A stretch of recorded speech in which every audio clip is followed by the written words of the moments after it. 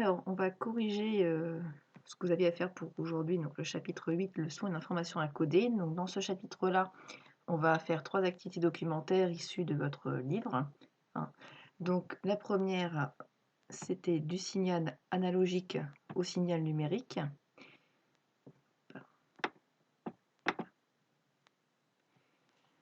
Et donc, eh bien, on vous parlait de la différence qu'il y a et de l'intérêt à passer dans un monde numérique. Donc, par exemple, on vous faisait voir que le signal numérique se représentait par une espèce de signal créneau, d'accord? Alors qu'un signal analogique, il va varier de façon continue dans le temps. Donc, par exemple, on pourrait avoir quelque chose de cette forme-là. Voilà, normalement censé varier continuellement. Voilà, donc en fait, un signal analogique, il peut prendre une multitude de valeurs, alors qu'un signal numérique va prendre certaines valeurs bien distinctes. Donc par exemple, dans le document ici, soit 2 volts, soit 0 volts. On vous disait aussi que le signal numérique est peu dépendant du bruit. Donc par exemple, je vais faire ça. Par exemple, le signal numérique de base, c'est celui qui est en rouge, et on va recevoir un signal numérique dit bruité. Et on voit que le bruit ici, le signal oscille autour du signal numérique qu'on avait à la base. Or, l'information à coder dans un signal numérique, c'est soit la borne haute, là, soit la borne basse. Donc finalement, on sait toujours que soit on a une valeur haute, soit une valeur basse. Donc en fait, l'information, elle est toujours présente.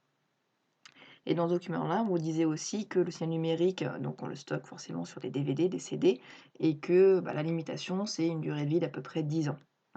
Donc c'est pas mal, le signal numérique, il se garde dans le temps, il ne s'altère pas, il n'est pas sensible au bruit, mais par contre, il est un peu dépendant de là où on le stocke.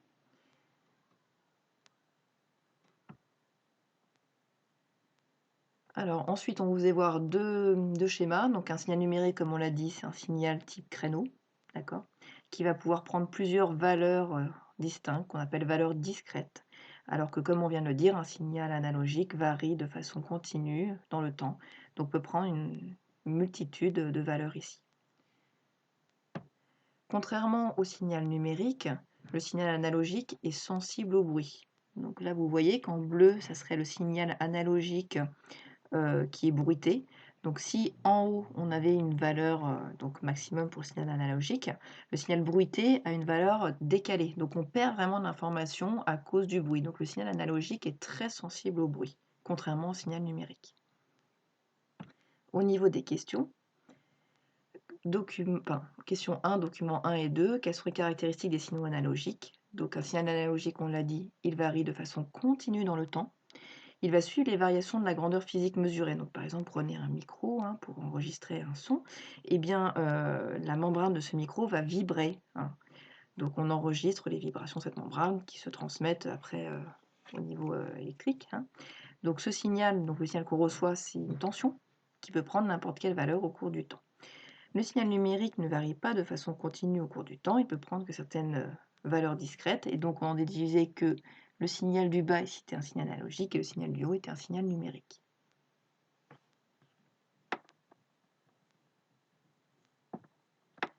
J'essaie de passer à la diapo d'après.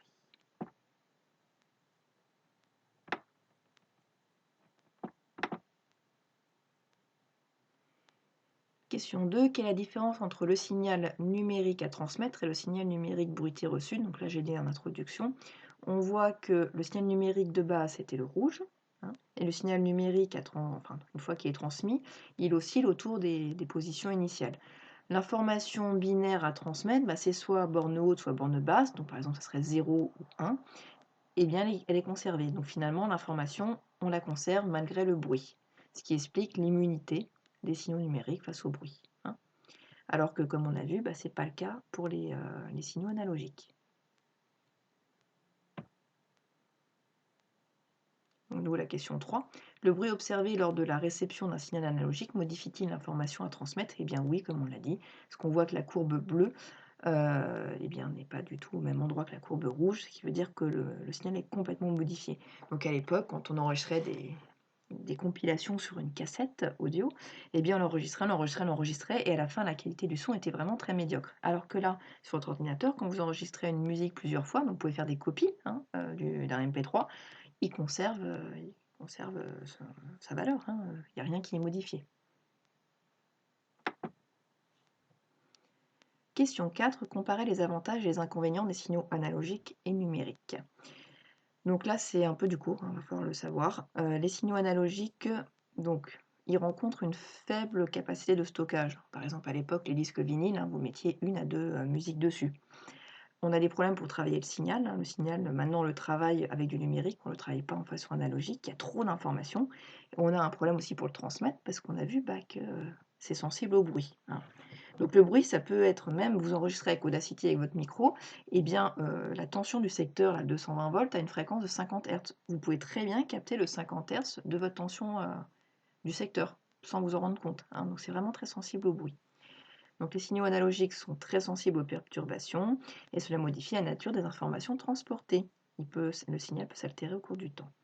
Au contraire, les signaux numériques, eux, apportent une grande capacité de stockage, hein. Donc, par exemple, dans une clé USB, vous mettez énormément de morceaux, hein, même dans un CD. Dans un CD, vous en mettez 10, 15.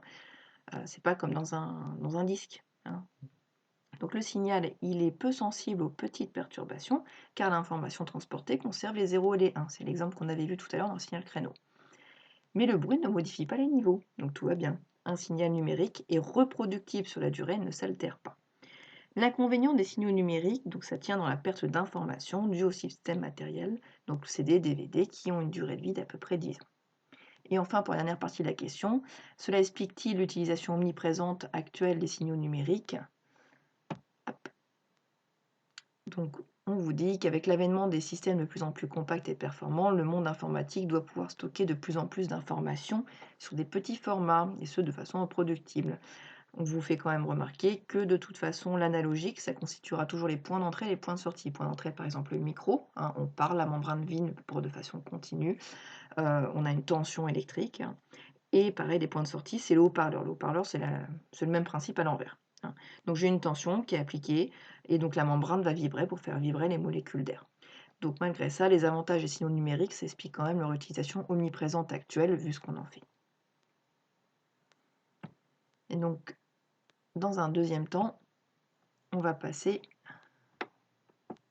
à la numérisation du signal sonore dans une autre vidéo parce que j'ai 10 minutes d'enregistrement seulement.